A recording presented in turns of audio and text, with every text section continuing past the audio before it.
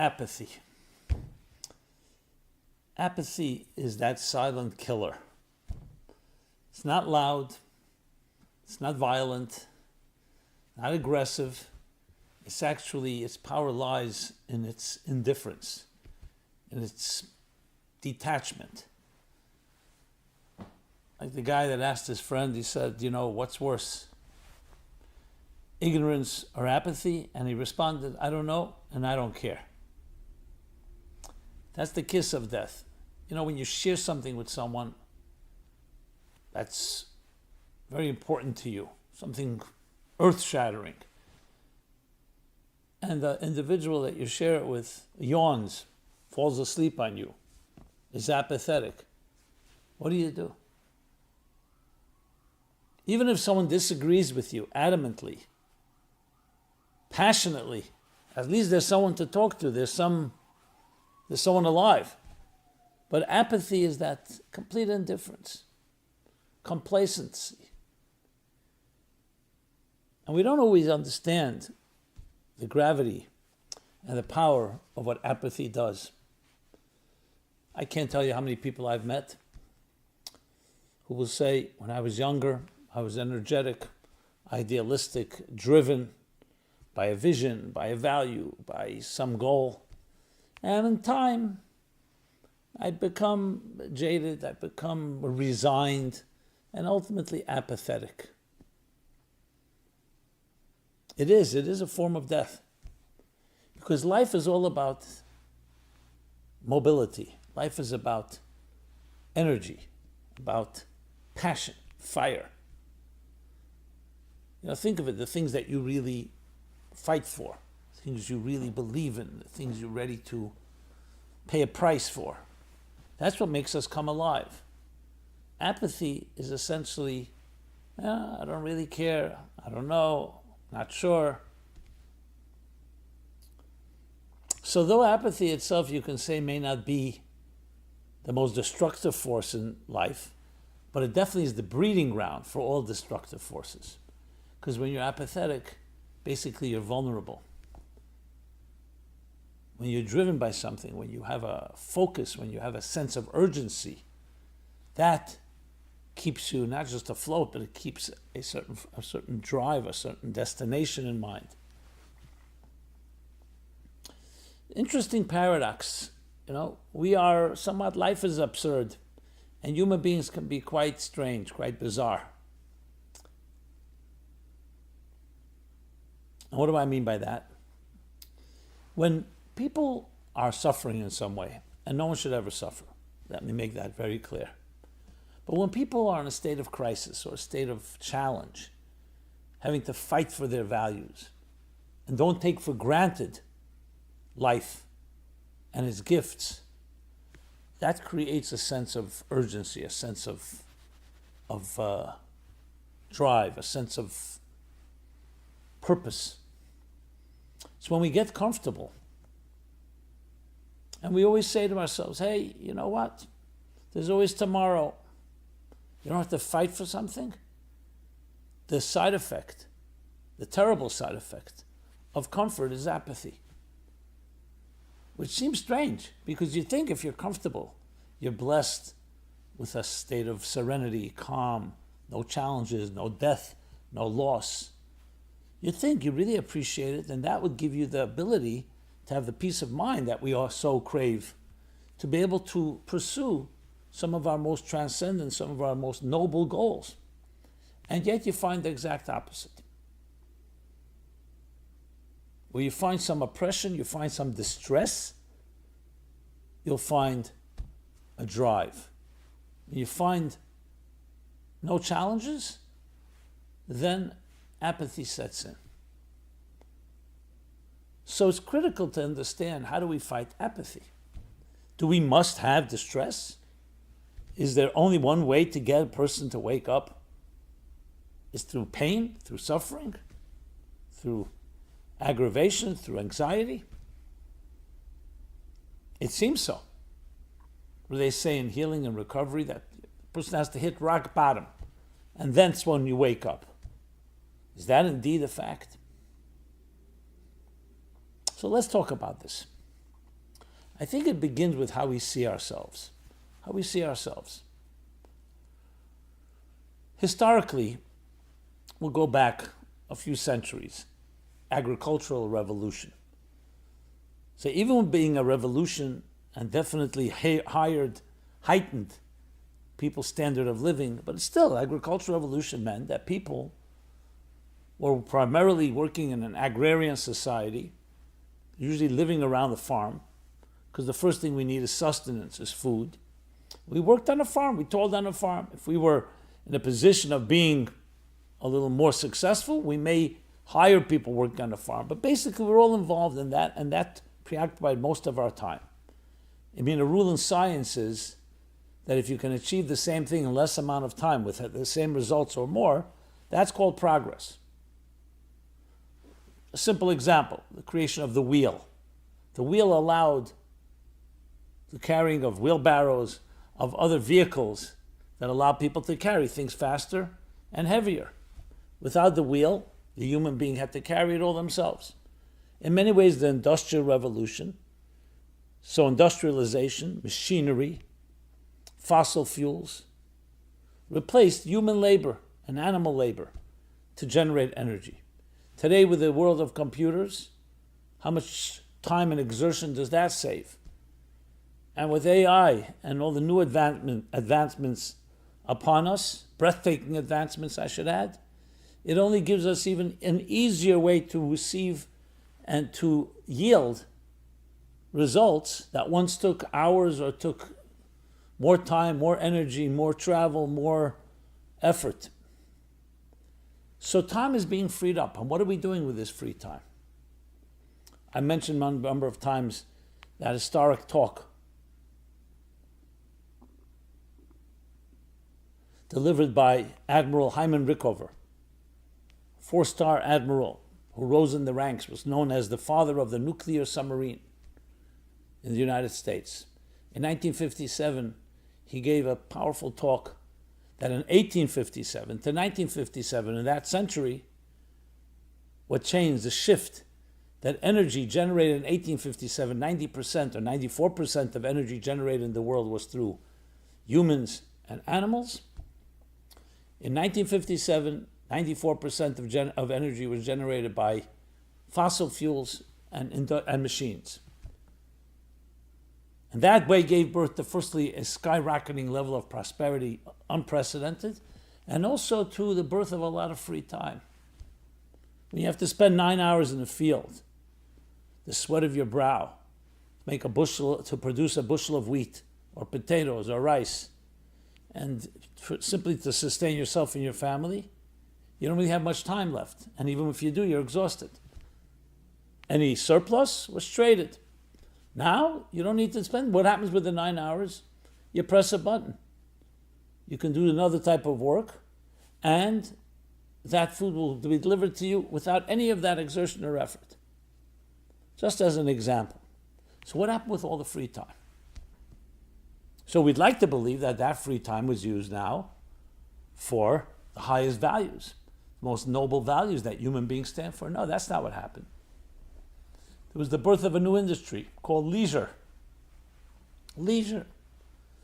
Everything we have today in our empty time, so to speak, whether it's video games, whether it's sports, whether it's media, everything we consume, from the most nonsense or even destructive stuff, is a result because we have time. And we've even mastered the art, it's even an aspiration for many, to become couch potatoes. To do nothing. You just sit and live vicariously through others. And that could also become that many variations to the point that it will become quite destructive, quite debilitating.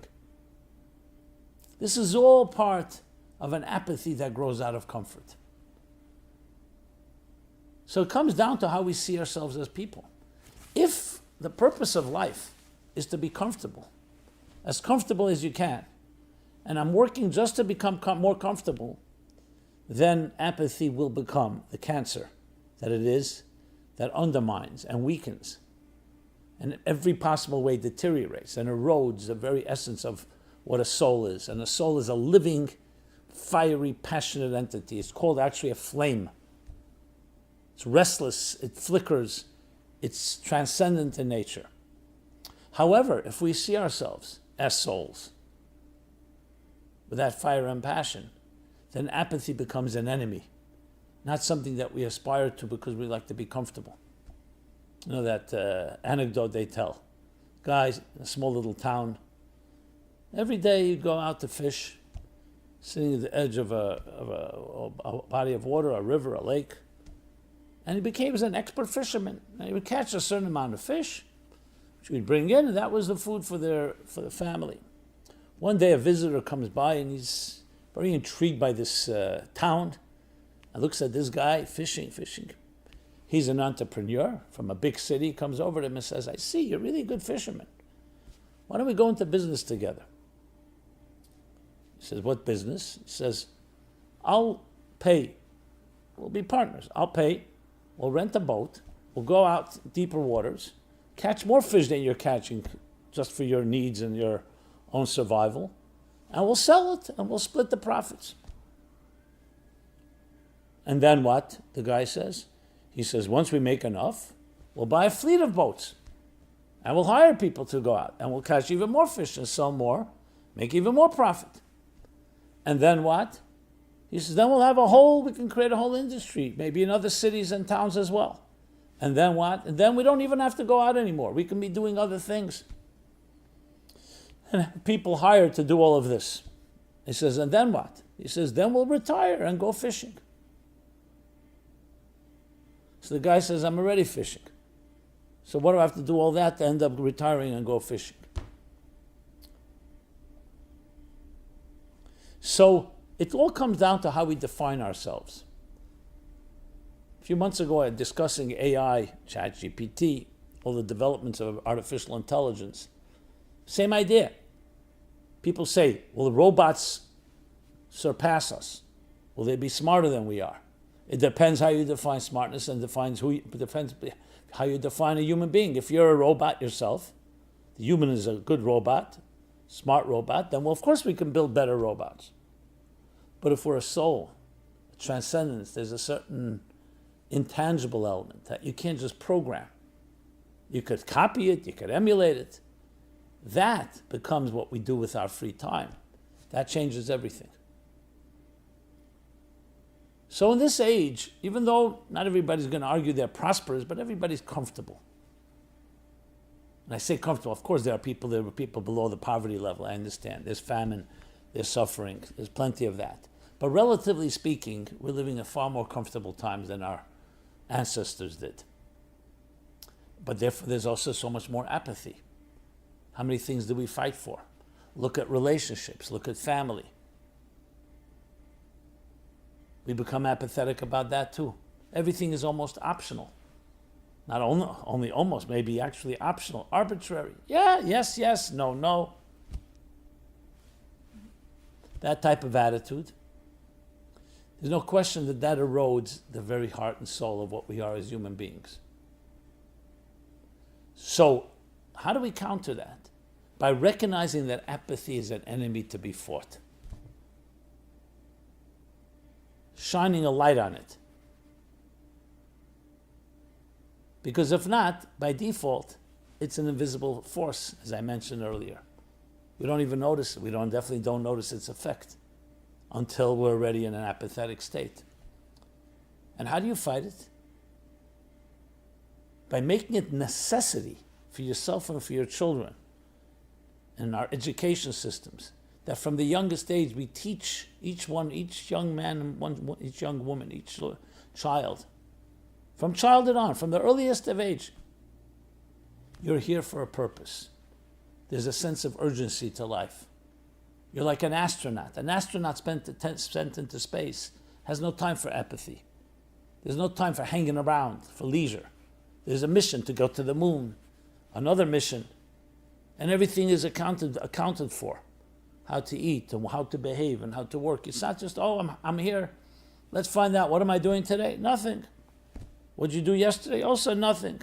Here and there I have to do something. I have to make some money. So I can do even more nothing. So if we work on this deliberately, the best defense is offense. Not to wait till someone becomes apathetic and say, okay, now what am I going to do? Not allow that to seep into our beings, into our psyches. By teaching ourselves and our children from the young age, you were sent here. Your life matters. You're indispensable. There's something you must accomplish that you and only you can accomplish. That is the counterforce to apathy, because there's no time for apathy. If you have a mission and you know you're driven by it, there's no time in saying, okay, we'll figure it out someday. So we have to see apathy as the byproduct, the negative byproduct of comforts. And we counter it by creating a deliberate plan. You imagine a company suddenly turns apathetic, starting from the CEO all the way down, starting from the board. The company is obviously not going to thrive. It won't succeed. The company has a mission statement, a vision statement, and it drives every department and every individual. And there are people on top who are hired, whose job it is to make sure everybody's driven. What have you accomplished? What are the goals? What are the incentives? How do we measure it? That's how we also have to look at our own personal lives. Just like a company can't exist without a mission statement, no individual can really exist. When I say exist, I don't mean survive. Can really thrive, can really excel without a sense of purpose, a sense of mission, a sense of urgency, which is the opposite of apathy.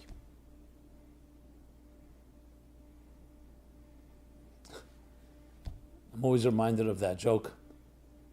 These two guys meet in the morning. Harry's sitting on a park bench, elderly Harry, and his friend Sid comes over and says, Harry, why are you so depressed? He says, my wife is very angry at me today. He says, what's new? Sid says, she's always angry at you. No, today's something special. What happened?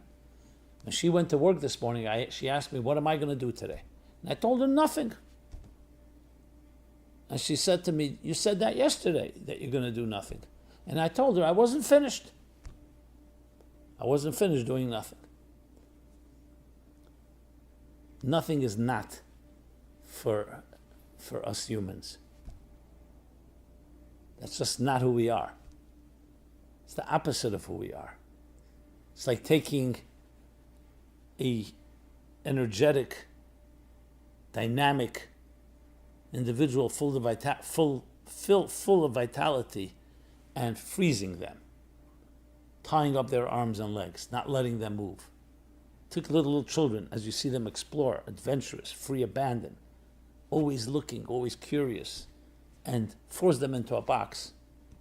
Just imagining it is painful, because it's against our nature. Our heart beats every moment, contraction, expansion. We breathe every moment, exhale, inhale. Life is mobility, it's pulsating motion. Everything is active. There's no such thing as inanimate, especially when it comes to the human being. So if we impose upon that a nothingness, an apathy, we're actually essentially creating atrophy. Apathy creates entropy. You can make that into a bumper sticker. By what is it doing? By freezing us, by limiting us, by putting us into a sack. The free spirit that we are. Think of it like a flame. Electricity, energy, is fed by purpose, by mission, by focus. Every morning and every evening we should be speaking to our children, saying, you are here for a purpose and I'm here to help you accomplish that purpose. And what is that purpose? Is to make your corner of the world a little better place. To use your unique skills and your soul to spiritualize the material of this world. Each in our own way. And if you're not a parent of children, say it to yourself, say it to friends. Let's get this message out there. Apathy is an invisible enemy that needs to be battled, that needs to be fought against. And the way we fight it, no, we don't fight it with weapons. We don't fight it with any tools. We fight it by feeding ourselves with a sense of urgency and purpose, which is the antithesis to apathy. And when we do so, it brings out the best in us. Yes, we have the tendency to fall back into that inertia state. Comfort, I'm comfortable. I like my comfort zone. But this is something we need to be deliberate about and work on and wage a war. The war is over your own soul. The war is over your voice, your song. To sing your song, not someone else's song, your song. And not to die with your song still inside you. Thank you so much. This has been Simon Jacobson speaking about how to wage war against apathy. Please, love to hear your thoughts, your feedback, your comments, your questions. meaningfullife.com is our website. Please subscribe to our YouTube channel, our growing YouTube channel, and please share. Please share with others. It's a message that, if you feel, as I do, worth sharing with others, please share it with everyone you come in contact with. Thank you so much. Be blessed. Don't be apathetic. Be driven. You have something unique to contribute that you and only you can do. We all need that as you need us. Be well and be blessed. Thank you.